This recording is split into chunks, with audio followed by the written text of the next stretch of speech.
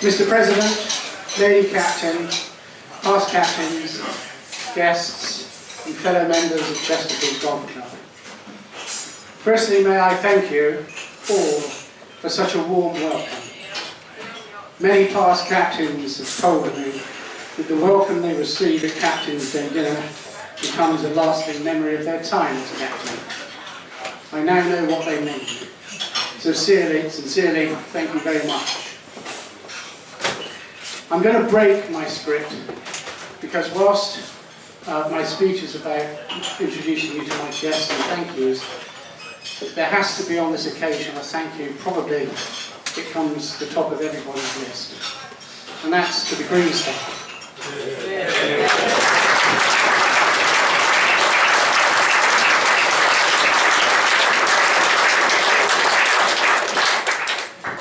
They didn't deserve the weather that hit them on Friday, and we probably didn't deserve the effort that they put in. But put in the effort they did. They were working to very late last night, and they were in very early this morning. And I'm sure that that has been a major contribution to the enjoyment you've had in playing your round today. Gentlemen, thank you very much.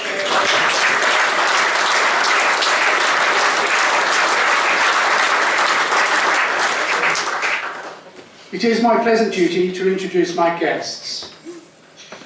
This year we'll see the lady members of the club paying for the first time the same membership subscription as the men. It therefore seemed only proper to invite the Lady Captain Joan and the Lady Vice Captain Marie in recognition of this year of equality. As captain, you don't get to choose your co-captain, but I have to thank the ladies section, as I could not have wished for a better choice.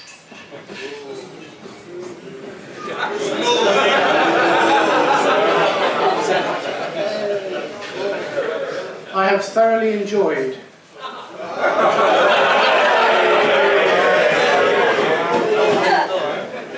partnering the Lady Captain in the mixed matches and enjoyed sharing the socials with you.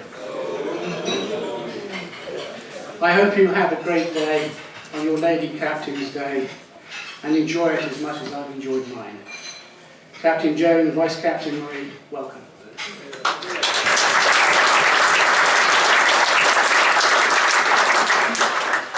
In a similar vein, also present as my guest is Liz Day. Liz is an elected member of the board and chairs the marketing subcommittee. In the past 18 months, Liz and her committee have raised over £50,000 of sponsorship money for the club, a truly outstanding achievement.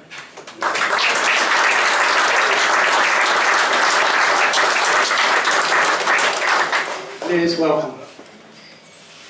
I also invited one other lady member who unfortunately couldn't be here. That person is our First Lady President, Pat Woodhouse. The office of President is a prestigious one, and I would like to think that in future, any Lady President and Lady Member of the Board is afforded the courtesy of an invitation to the Captain's Day dinner as a right. Deafened by applause. I would now like to welcome my next guest, my son James, husband of Dill and father of my grandchildren Rupert and Rosie. James had a slow start. He spent 2 years what I thought was studying for his A-levels at his bedroom. And I subsequently learnt that he was learning the guitar. I am often accused, wrongly, of being an accountant. But James actually went on and actually did become an accountant. And what's more, not to be undone by me, he also gained an MBA from Nottingham University.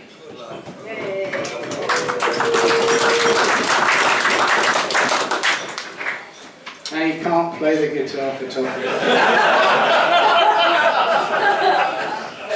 He puts those talents to use as head of the supply chain finance for Marks and Spencer's. James, welcome.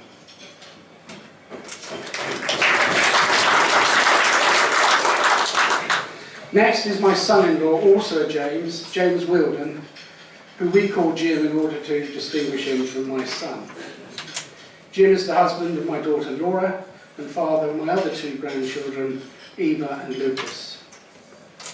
Jim has a degree in environmental sciences and a postgraduate qualification in environmental H&S.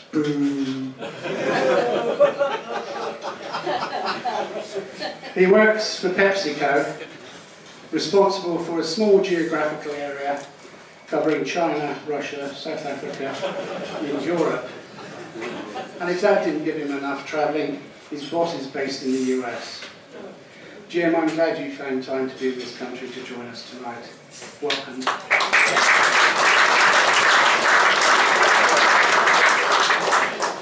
Next on my guest list is Eric Logan, a Scotsman.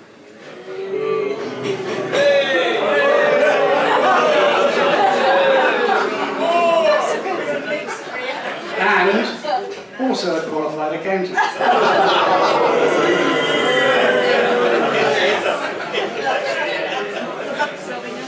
Eric was a colleague of mine in the post office, which you all know as Royal Mail.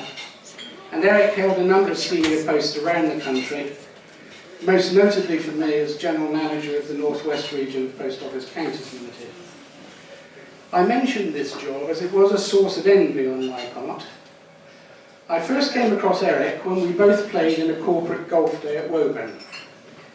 At the end of that day, I got into my car, tired and sober, to drive home, whilst Eric climbed into the back of his car, clearly having enjoyed the hospitality, to be driven home by his company driver. I did ponder whether I was in the right job. Around 2000, Eric and I found ourselves working in London during the week. Our respective apartments were 100 yards apart, some grueling 200 yards from the office. And needless to say, as weekday bachelors, we put the worlds to rights while sampling many a beer and curry. Eric and his wife spend half the year in their house in Cyprus, and I'm glad you could be here, Eric, as I know you're catching an early morning flight to see your son in Spain. Eric, welcome. Thank you.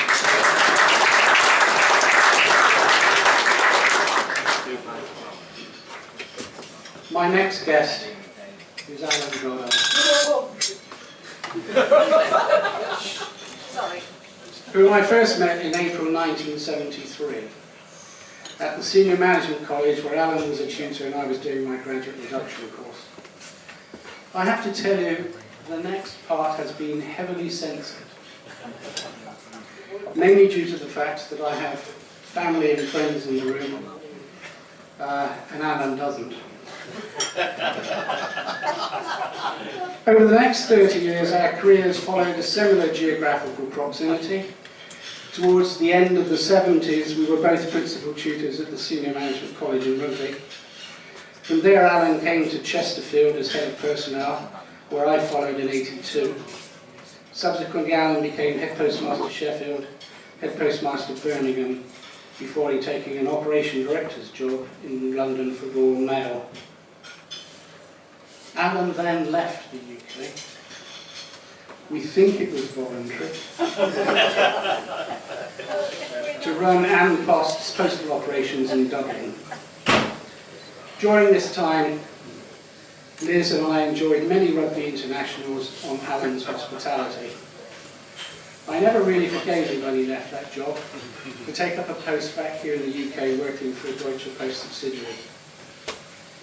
He shares a similar thing to Eric, because I do recall when Alan was leaving Royal Mail, his managing director advised us all that Alan was notorious for being the biggest user of the official car and driver in the company.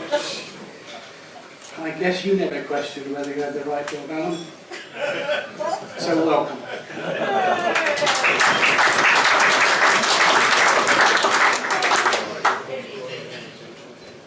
Also on the table, and oddly needing no real introduction, is our assistant professional Shane. Everybody knows Shane. They pay him lots of money. Shane, welcome.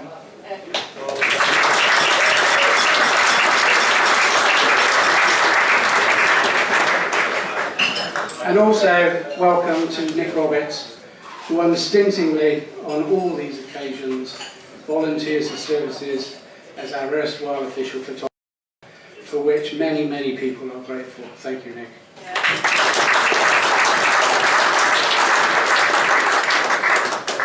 My final guest is the current Mrs. Cromwell, Liz.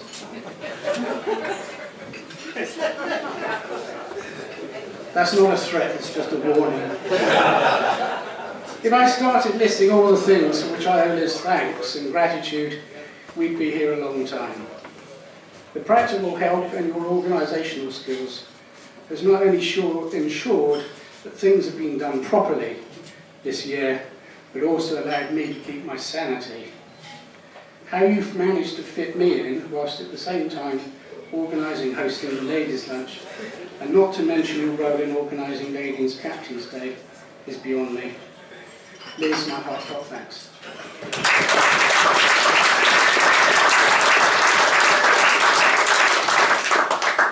Those of you who have wagered 55 minutes on this speech should collect the money now.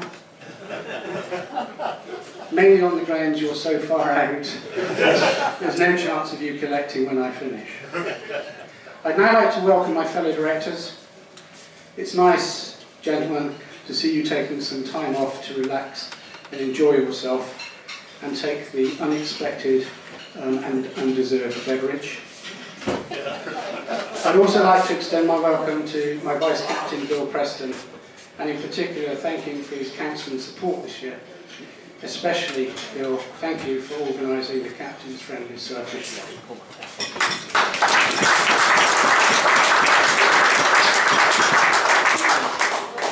I now turn my attention to a formidable group of gentlemen, the past captains. Somebody suggested to me tonight that we should introduce a bylaw for how long that table goes down the outside. I have appreciated the help and encouragement that many of you have offered me this year, and in particular I have enjoyed your friendship and hospitality on a number of occasions. My time as captain is halfway through, and I will soon be up past. However, it's comforting to know that I can look forward to your friendship and camaraderie when my time is over. Thank you, gentlemen.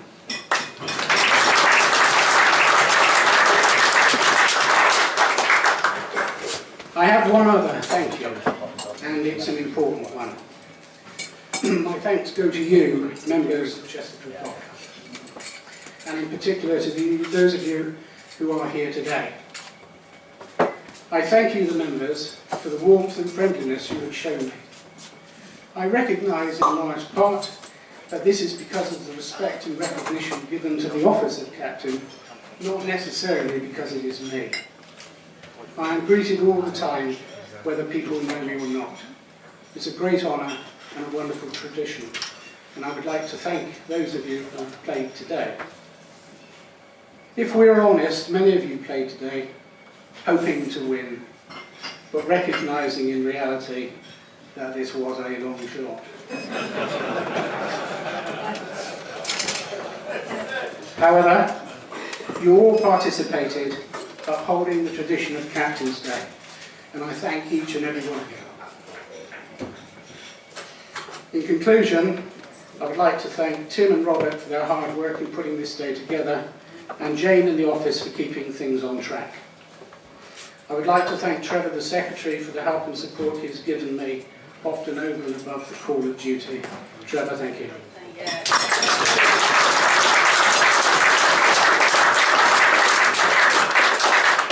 And finally, to our honorary member, past captain and club professional, I'd like to offer thanks to you, Mike.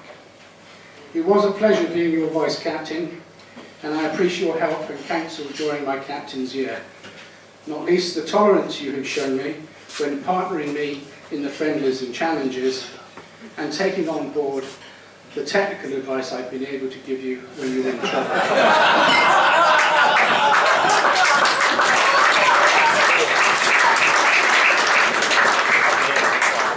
Right, thank you. To conclude, I would like to read out a letter I have received from the RNA this week. Some of you will know that I have been very interested in getting a number of rule changes to the game of golf, particularly for the more elderly of us. I have at last received a response, and I would like to read it to you. Dear Mr. Cromwell, the committee here at the RNA have asked me to reply to your recent letter. We always appreciate members of the golfing fraternity writing to us, although we normally find that they put a stamp on the envelope.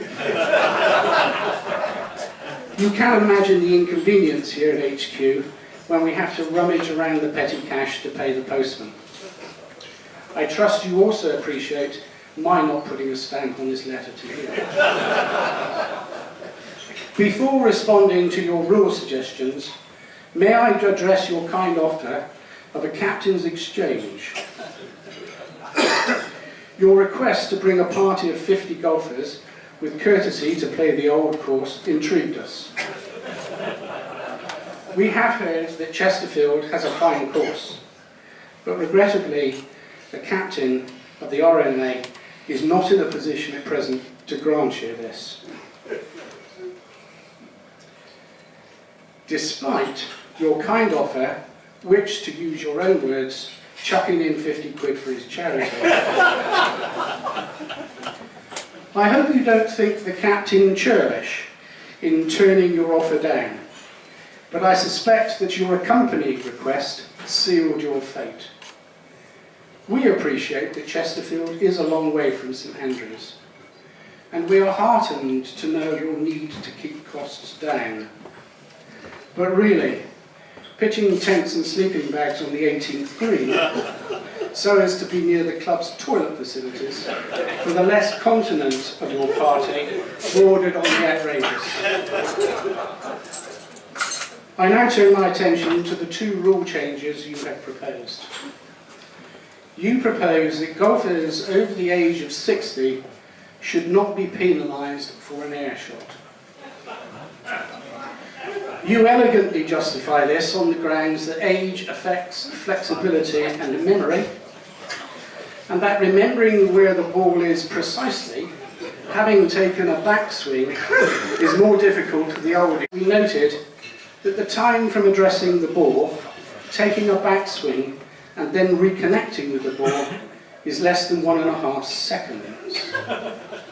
We respectfully suggest that anyone who has a memory lapse in such a short space of time probably won't remember why they were on the tee in the first place. Consequently, this is a rule change we cannot endorse. Your second suggestion, namely the right to a gimme on a putting green, intrigued us. We have in fact not been able to find a reference to that rule in our many rules and conditions. We do accept your plea that golf is a game of trust requiring honesty, but your suggestion that any senior golfer should be able to declare a gimme for himself when in his or her opinion the ball would have gone in the hole when he or she struck it, is extending the concept of trust to breaking point. So given that a gimme, as you put it, is not a rule, we are also unable to make such a change. In conclusion, the committee and I at the RNA have a suggestion for you. Please go to your club secretary and recover any outstanding membership fees. If asked, as you surely will be, why, please inform the secretary that in the opinion of the RNA, you are too stupid to play the game. Yours sincerely, G. Gore, Honorary Secretary.